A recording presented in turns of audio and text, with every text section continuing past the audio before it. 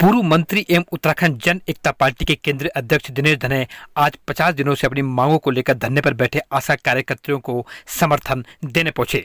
उन्होंने आशाओं का समर्थन करते हुए सरकार और उनके नुमाइंदों पर निशाना साधते हुए कहा कि आशा कार्यकर्तियां पूरे तन मन से सरकार का कार्य करती हैं। यहां तक कि जब कोरोना काल में सारे लोग घरों के अंदर कैद थे, उस वक्त भी इन्हीं आशाओं ने फील्ड में कार्य किया।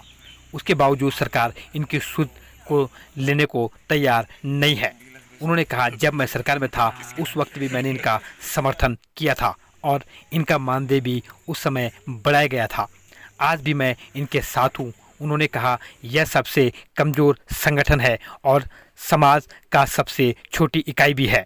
स्थानीय जनप्रतिनिधि और सरकार आशाओं के साथ मजाक कर रही हैं। आशा संगठन की अध्यक्ष गीता नेगी एवं सचिव कुसुम ने कहा कि हमारे द्वारा सरकार को 20 सितंबर तक का अल्टीमेटम दिया गया था, जो आज खत्म हो गया है। अब सरकार से आर पार की लड़ाई लड़ी जाएगी। इस मौके पर बलबीर नेगी, प्रताप गोसाई के साथ ही आशा कार्यकर्तियां मौजूद रही। पिछले कार्यकाल में जो मैं सरकार में था तब भी इनकी मांगों को समर्थन किया था और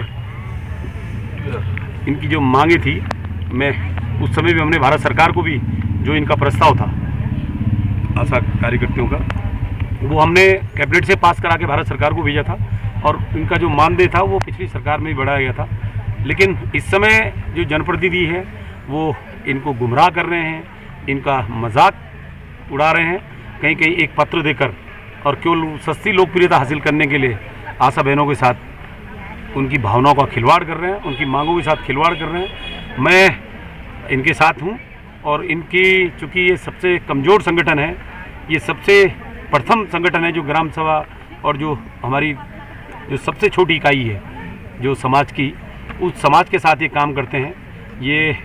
और इन्होंने जिस ढंग से इस कोरोना काल में भी जो अंतिम व्यक्ति के साथ जिस ढंग से इन्होंने सहयोग किया, जिस ढंग से उनकी मदद की, चाहे वो कोरोना काल हो या कोई दूसरा काल हो, ये हर समय सेवा भाव से काम करते हैं और बहुत ही मेहनत से काम करते हैं। तो इनके साथ भी राजनीतिक दृष्टिकोण से नहीं बल्कि एक मानवीय पहलू से भी इनके साथ इनकी समस्याओं का समाधान करना चाहिए।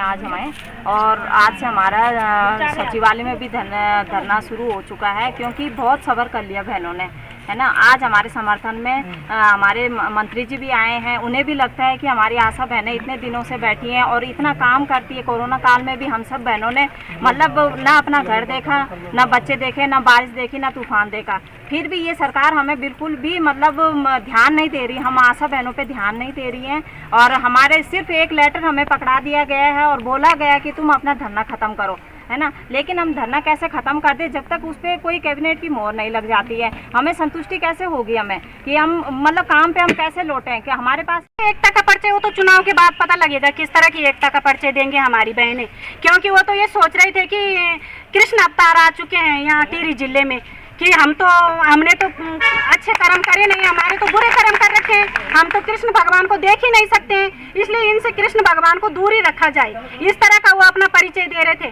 तो कृष्ण अवतार अगर आए भी हैं तो अगर हम ऐसे उग्रवादी हैं, हमने अच्छे कर्म करे नहीं हैं कि हम कृष्ण भगवान के दर्शन भी नहीं कर सकते, इस तरह से मुख्यमंत्री जी को छुपा रहे थे।